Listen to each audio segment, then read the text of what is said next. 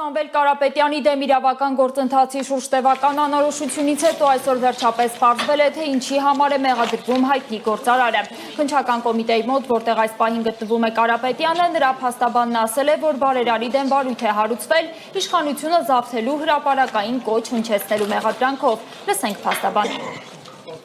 Վերջինիս ապօրինի մեղադրանք են առաջադրել, որը մեր վստահորդը չի ընդունում և ներկայացնում են դատարան կալանքի սանկցիա։ Մնացած իմ գործընկերուհիները իբրև թե հնչեցրել է իշխանությունը զավթելու հրապարակային կոչեր, որը բացարձակ իրականության հետ կապ չունի և յուրաքանչյուր անձ ինքնուրույն կարող է այդ տեսանյութը դիտել և ինքը իր մեջ գնահատել։ Դա հանցագործություն է, թե հանցագործություն չէ։ Այո, երեկվա տեսանյութի մասն է խոսքը։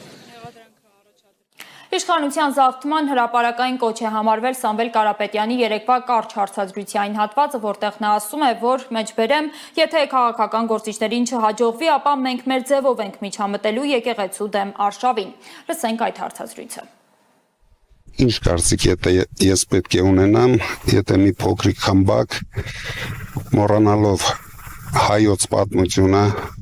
հայ եկեղեցու հազարավոր տարիների պատմությունը հարձակվել է հայ եկեղեցու վրա, հայ ժողովրդի վրա, քանի որ ես միշտ եղել եմ հայոց եկեղեցու կողքին ու հայ ժողովրդի կողքին,